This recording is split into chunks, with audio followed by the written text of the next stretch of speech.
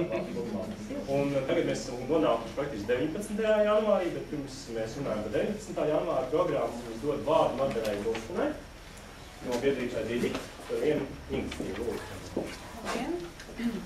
Tātad tu un tagad šādu saukli mēs esam uzrunājuši centrālās daļas Rīgas centrā uzņēmums, radošās organizācijas ar nodomu, lai arī viņi pienes savu artavu atklāšanas pasākumā.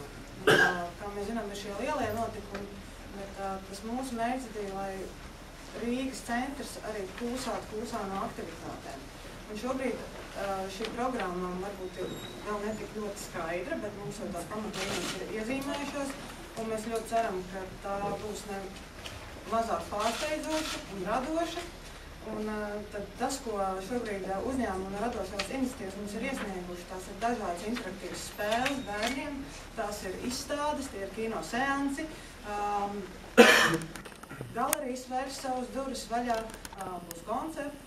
Tā kā es gribētu ļoti uzteikt un īpaši slavināt viņus, jo tā ir tā programma, kur paši uzņēmumi, radošās organizācijas nāk ar savu artavu bez finansējumu, bet viņi ir lepni būt un atklāt šo Eiropas kultūras galvaspilsētas gadu. Tā kā noteikti mēs sūtīsim plašāku informāciju no tā, kas mums būs senāk. Paldies!